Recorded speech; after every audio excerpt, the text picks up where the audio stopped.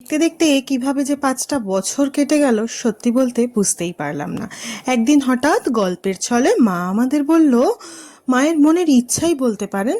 এটা জানতে পারলাম যে মা চায় আরেক মা আমাদের বাড়িতে আসুক।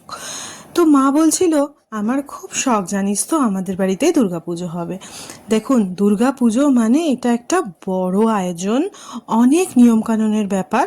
আমাদের বাড়িতে কিন্তু এর আগে কখনো মা দুর্গার পুজো হয়নি। তো এই 5 বছর ধরে আমরা নিজেরা উদ্যোগ নিয়ে এই পুজোটি করছি। আমাদের 4 জনে মিলেই কিন্তু এই পুজোটা, আদার্স কেউ সকলের হয়তো হেল্পিং হ্যান্ডস থাকে, সকলের প্রেজেন্স থাকে, বাট আদার্স কারোর ইনভলভমেন্ট কিন্তু থাকে না। আত্মীয় পরিজন সবাই থাকেন ঠিকই, কিন্তু আমাদের উদ্যোগটা আমাদের 4 জনেরই ছিল। তো মনের মধ্যে বেশ ভয়ও ছিল। তখন আমার মাত্র 3 থেকে 4 বছর হয়েছে চাকরি জীবনের। তাও বলছি মনে হয় বেশি, একটু কমই হবে, 17 থেকে 3 বছর। ইয়েস।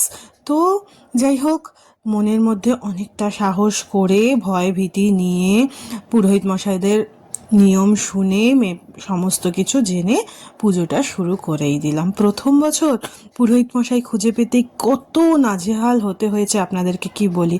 সেক্ষেত্রে দেখুন, আজকে দেখতে দেখতে এতটা দিন আমরা পেরিয়ে ফেললাম।